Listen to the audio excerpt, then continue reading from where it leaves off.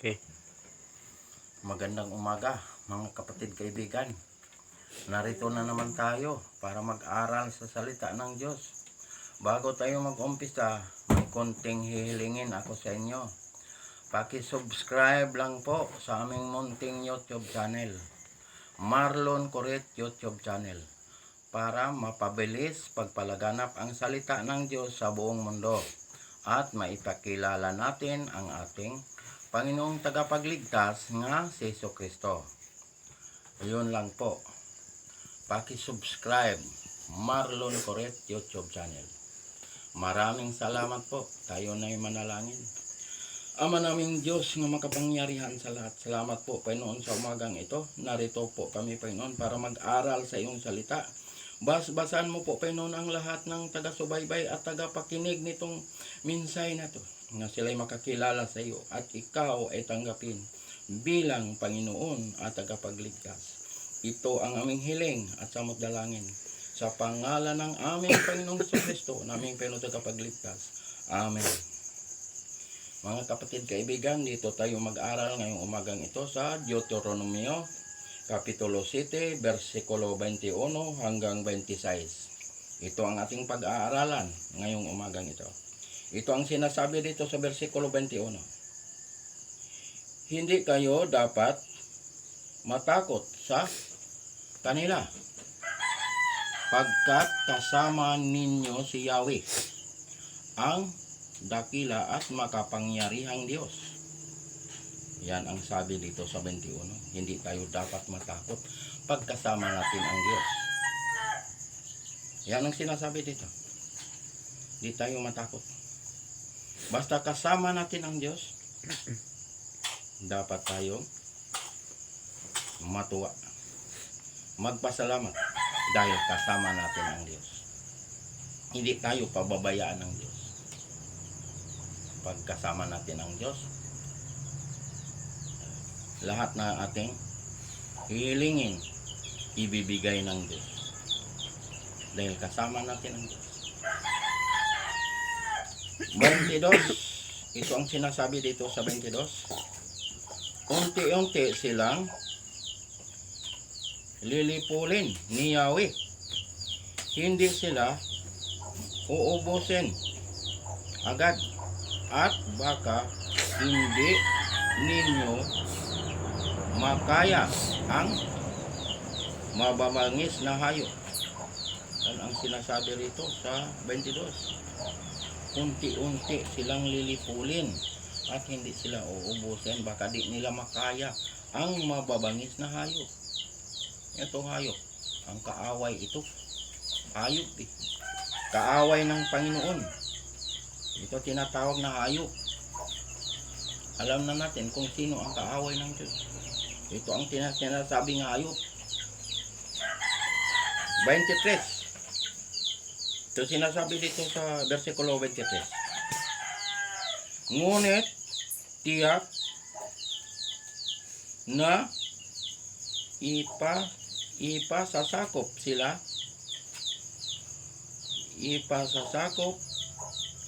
sa inyo ni Yahweh. Sila'y lilituhin niya sa matinding takot hanggang sa lubusang malipol. Yan ang sabi rito. Hanggang lubusan silang malipol. Lilipulin sila ng Diyos. Tiyak, ipasasakop sila sa atin. Yan ang sasabi dito. Ngunit tiyak na ipasasakop sila sa inyo ni Yahweh. Sila'y lilituhin niya sa matinding takot hanggang sa lubusang malipol. Pag masama, lilipulin talaga ng Diyos. Mga kaaway ng Diyos, lilipulin ng Diyos yan. Yan ang ibig sabihin dito. Sinasabing lipulin niya. Basta masama, lilipulin ng Diyos. Yan. Paniwalaan natin to, mga kapatid kaibigan. Pag salita ng Diyos ay buhay at ito ay katotohanan. maniwala tayo. Dahil ang Diyos, pag nagsalita ay totoo at buhay ang kanyang salita. Mangyayari ang kanyang salita. 24. Ito ang sinasabi niya dito. Ipabibihag niya sa inyo ang kanilang mga hari. Isa man sa kanila'y walang makakalaban sa inyo. Anong sabi rito? Ipabibihag kanilang mga hari at walang makakalaban. Pagkasama natin ng Diyos, walang makakalaban. Dahil ang Diyos ay kasama natin. Ang Diyos ang magproteksyon sa kanyang mga anak.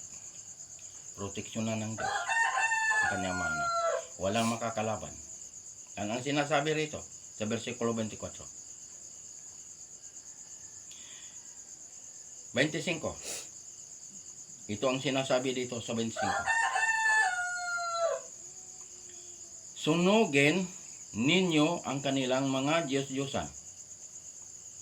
Huwag ninyong pag-iimbutan ang mga pilak o gintong ginamit sa mga iyon, pagkat siyang magiging patibong na inyong kahuhulugan.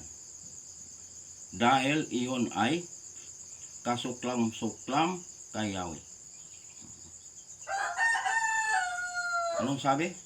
Sunugin ang kanilang mga Diyos-Diyosan.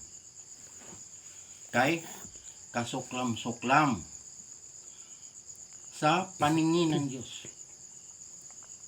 Kinasusuklaman niya ang mga Diyos-Diyosan. Yan. Ito, sinabi ng Diyos para tayo ay makaiwas. Makaiwas tayo sa paglipol ng Diyos. Hindi pa huli ang lahat. Iwasan natin. Kaya ang sabi rito, sunugin. Ipasunog ito ng Diyos. Kay kasuklam-suklam sa kanyang paningin.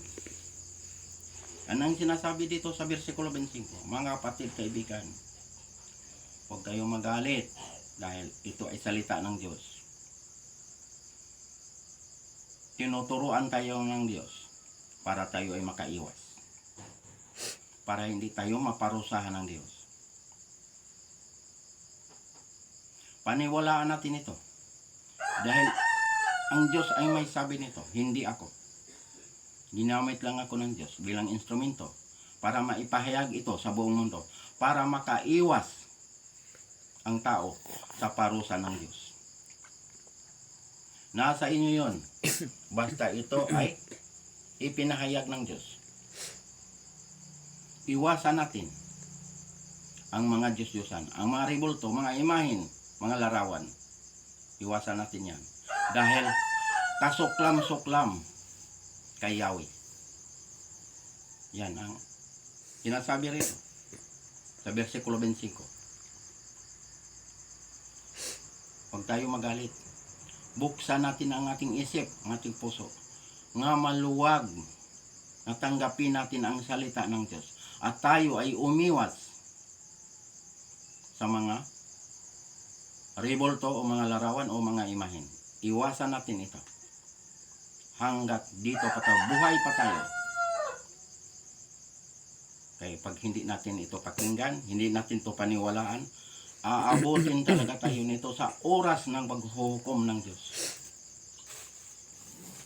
Dahil ang Diyos ay alam ng Diyos ang ating isip. Alam ng Diyos ang laman ng ating puso. Pati buhok natin bilang ng Diyos yan. Kaya ngayon, paniwalaan natin ito. Iwasan natin. Hanggat tayo nandito pa, buhay pa tayo. Dahil pag patay na tayo, di na tayo makaiwas. Dahil ang hintayin ay hatol na lang ng Diyos yan. Yan ang hintayin ng mga taong hindi naniniwala sa salita ng Diyos. Hatol ng Diyos ang hihintayin. Yan. Last verse, 26.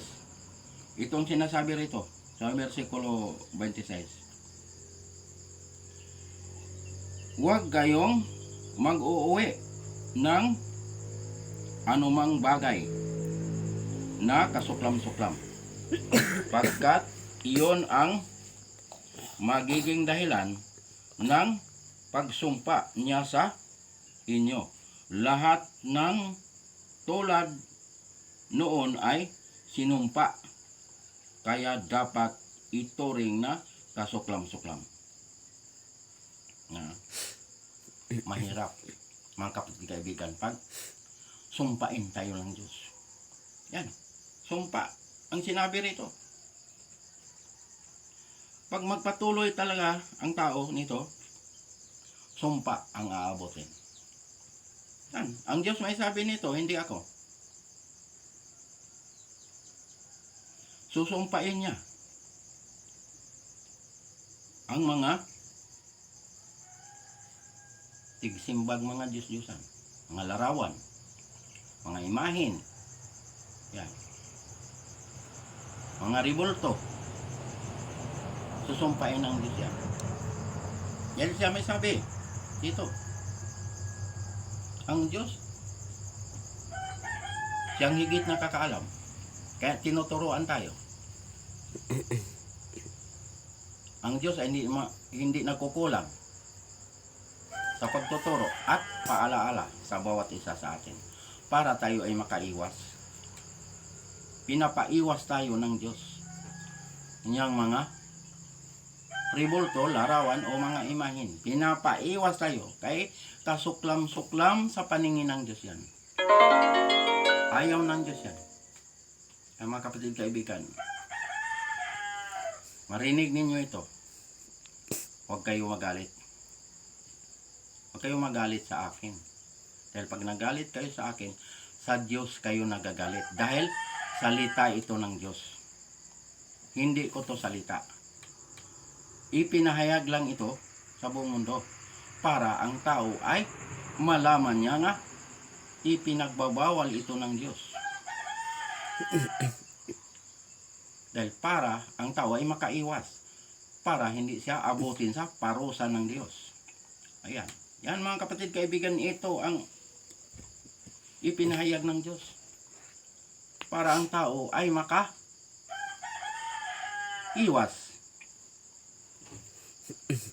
Kaya ang sabi, sunugin ang mga Diyos-Diyosan. Ano ba yung mga Diyos-Diyosan? Diba mga ribulto, mga imahin, mga larawan, ipasunog ng Diyos yan. Yan, mga kapatid kaibigan. Pag narinig niyo ito, paniwalaan niyo ito. Dahil ito ay katotohanan. Pag hindi talaga kayo maniwala, hindi kayo makinig, nasa inyo yun. Basta, hindi nagkulang sa pahayag ng salita ng Diyos. Pinapahayagan tayo ng salita ng Diyos para malaman natin na ito ay bawal. Kasuklam-suklam. Kaya mga kapatid kaibigan, tanggapin natin ang salita ng Diyos nga maluwag sa ating isip, sa ating puso. Hindi tayo magalit dahil ang salita ng Diyos ay katotohanan at buhay ang salita ng Diyos. Ang Diyos ay hindi marunong magsinungaling. Pag sinabi niya ay totoo. Ayaw ng Diyos nga ang tao ay mapahamak. Gusto ng Diyos na tayo ay maligtas. Paano ba maligtas ang tao? Manalig tayo kay Kristo. Tanggapin natin si Kristo bilang Panginoon at tagapagligtas para tayo ay magkaroon ng buhay na walang hanggan. Pangalan natin ay nakasulat sa aklat ng buhay. Ayan. Diyan tayo nagkaroon ng kaligtasan. Nasa pananalig kay Kristo, nasa pagtanggap kay Kristo. Tanggapin si Kristo bilang Panginoon at tagapagligtas para tayo ay maisulat ang ating pangalan sa aklat ng buhay. Yun, mga kapatid kaibigan. Ano ang kasunod? Tapos mo tinanggap si Kristo na bilang Panginoon at tagapagligtas. Ano ang kasunod nun? Ang kasunod nun ay magpabautismo sa ngalan ng Ama, sa ngalan ng Anak, sa ngalan ng Espiritu Santo. Kaya ang bautismo mahalaga dahil pag ikaw ay bautismuhan, ilubog ka sa tubig, paglubog mo, namatay ka kasama ni Kristo. Pag ahon mo, nabuhay ka kasama ni Kristo. Yan ang kahalagahan ng bautismo.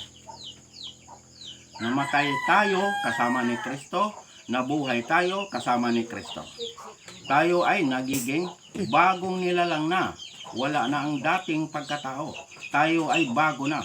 Pangalawang Korinto, Kapitulo 5, versikulo 17. Bagong nilalang na tayo. Wala nang dating pagkatao. Tayo ay nakatawid na sa kamatayan tungo sa buhay na walang hanggan. Juan 5, versikulo 24. Buhay pa tayo pero nakatawid na tayo sa kamatayan tungo sa buhay na walang hanggan. Tayo ay nagiging born again. Ipinanganak muli sa Espiritu. Ayan. Yan ang sinasabi. Sa Juan 3, versikulo 6 hanggang 7. Kailangan ipanganak muli sa Espiritu. Ayun ka ipinanganak muli sa Espiritu nung ikaw ay tumanggap kay Kristo, nung ikaw ay nagpabautismo. Ipinanganak ka muli sa Espiritu. Ayan ang kahalagahan ng bautismo. Anong gagawin nang matapos ka mabautismohan? Sundin mo ang kanyang mga utos. Kung totoo nga tayo nakakilala sa Diyos, sundin natin ang kanyang mga utos. Unang Juan, Kapitulo 2, versikulo 3 hanggang 4. Yan ang sinasabi. Nakakatiyak tayong nakikilala natin ang Diyos kung sinusunod natin ang kanyang mga utos. Verse 4, ang nagsasabing nakikilala ko siya, ngunit sumusuway naman sa kanyang mga utos ay sinungaling at wala sa kanya ang katotohanan. Yan ang sinasabi. Kaya huwag natin lapastanganin ang utos ng Diyos. Huwag natin burahin. Huwag natin itakwil ang utos ng Diyos. Dahil ang sabi ng ating Panginoong Hesukristo sa Juan 14, versikulo 15, kung iniibig ninyo ako, tutuparin ninyo ang aking mga utos. Yan ang sinasabi ng ating Panginoon. Hindi niya binura ang kanyang utos. Ipagtupad, ipasunod. Sundin natin ang kanyang mga utos. Dahil ang utos ng Diyos ay ito ang mag-identify sa bawat isa sa atin na totoong kilala natin ang Diyos. Pag tayo ay sumunod sa kanyang mga utos. Ito ang magpapatunay na totoong nakakilala tayo sa Diyos. Pag tayo sumunod sa kanyang utos. Ang utos ay hindi ito nagpapabanal sa atin. Ito, naglagay ang Diyos ng palatandaan dito. Ano ang palatandaan ng Diyos? Ang ikapitong araw. Ang Sabat. Ang Sabado. Ayan ang palatandaan ng Diyos na kilala natin ang Diyos. Ezekiel 20:20. Dahil itong ikapitong araw, ito ang banal na araw. Ipinagpahinga ito ng Diyos. Nagpahinga ang Diyos. Ibig sabihin ba'y napagod ang Diyos? Hindi napapagod ang Diyos dahil ang Diyos ay makapangyarihan. Nagpahinga ang Diyos para tayong kanyang mga nilalang, tayong mga anak ng Diyos ay sumunod sa kanya. Na tulad ng Diyos na siya rin ay nagpahinga. Ang ibig ba sabihin ng pahinga ay matutulog ka? Hindi. Ang ibig sabihin niyan, magsamba ka sa kanya. Sambahin natin ang Diyos sa Espiritu at sa katotohanan. Yan ang ibig sabihin yan. Nga? Nagpahinga. Hindi yan ibig sabihin natutulog ang tao, napapagod. Hindi. Yung sinasabing magpahinga, magsamba ka sa Diyos. Sambahin ang Diyos sa Espiritu at sa katotohanan. Naglagay ang Diyos ng palatandaan. Nasa utos niya ang palatandaan. Pero ang tagapagligtas, si Jesucristo. Kaya siya ay Diyos nga nagkatuwang tao at siya ay tunay na Diyos at tagapagligtas. Diyan tayo manalig kay Kristo, tanggapin si Kristo. Magpabautismo, sundin ang kanyang mautos. Kaya sa bagong langit, bagong lupa, ang sambaron ay Sabat, hindi linggo. Isaiah 66, versikulo 22 hanggang 23. Sa 22, mababasa natin ang bagong langit, bagong lupa. Mababasa natin yan. Wala na tong lupa na to, wala na tong langit na to. Sa versikulo 23, mababasa natin ang panambahan ron. Pag makabasa ka ng araw ng pamamahinga, Sabat yan. Hindi yan linggo. Lahat ng bansa pupunta ron para sumamba sa Diyos. Hindi lang sinabi nga, mga taga-Israel lang ang magsamba. Lahat ng bansa pumunta ron para sumamba sa Diyos. Mukhaan, harapan, nakikita natin ang Diyos na ating sinasamba. Pero mga kapatid, kaibigan, hindi makapagsamba ron ang mga pangalan nga hindi nakasulat sa aklat ng buhay. Dahil ang makapagsamba ron ang mga pangalan lamang nga nakasulat sa aklat ng buhay. Kayun lang ang makapasok doon. Yun lang ang makapunta ron. Yung mga pangalan lamang nga nakasulat sa aklat ng buhay. Pero pangalan nga hindi nakasulat sa aklat ng buhay, hindi makapagsamba ron, hindi makapunta ron. Dahil iba ang destinasyon ng mga pangalan nga hindi nakasulat sa aklat ng buhay. Ang destinasyon nun ay lawa na apoy. Yun ang pangalawang kamatayan. Yun ang impyerno. Yan ang destinasyon ng mga hindi nakikinig sa salita ng Diyos, hindi naniniwala sa salita ng Diyos, hindi tumanggap kay Kristo. Ayan. Ito katotohanan, mga kapatid kaibigan, walang halo nga kasinungalingan. Tinuturuan tayo ng Diyos, kumpleto. Kaligtasan. Itinuro ng Diyos. Si Jesucristo ang tagapagligtas. Kaya nga dito, ipinakilala ko sa buong mundo nga si Jesucristo lamang ang tagapagligtas, wala nang iba. Ayan. Paniwalaan natin ito, mga kapatid kaibigan. Ito katotohanan. Si Kristo lamang ang tagapagligtas, wala nang iba. Pero, ipasunod ang utos ng Diyos. Ipatupad ang utos ng Diyos. Dahil ang Diyos ay makapangyarihan. Yan, mga kapatid kaibigan, alam na natin. Lahat, tinuturuan tayo. Pati panambahan sa langit, tinuturuan tayo. Mga Sabat ang sambaron, hindi linggo. Para pag makapunta tayo doon, hindi na tayo magtaka. Bakit? Dito pa lang sa lupa, tinuturuan na tayo ng Diyos. Nga ang samba ay Sabat, ikapitong araw. Hindi linggo. Kaya sabi ng Diyos, magtrabaho kayo sa loob ng 6 na araw. Anong araw yon? Patrabahoin tayo ng Diyos. Yung sinasabing 6 na araw. Linggo, trabaho. Lunes, trabaho. Martes, trabaho. Miyerkules, magtrabaho. Huwebes, magtrabaho. Biyernes, magtrabaho. Ayan ang sinasabi ng Diyos nga, magtrabaho kayo sa loob ng 6 na araw. Ang ikapitong araw, huwag magtrabaho. Dahil, banal na araw yan. Sagradong araw yan. Yung ikapitong araw. Ayan. Kumpleto ang itinuro ng Diyos. Nasa tao, pag siya'y maniwala o hindi. Basta, ang Diyos ay hindi nagkulang sa pagtuturo at paalaala. Pinaalalahanan tayo ng Diyos. Nasa inyo yon, mga kapatid kaibigan, kung kayo'y maniwala o hindi. Dahil ang Diyos ang higit nakakaalam. Ako, ginamit lang ako ng Diyos bilang instrumento. Nga, ang salita ng Diyos ay ipahayag sa buong mundo. Maraming salamat po. Hanggang dito na lang tayo.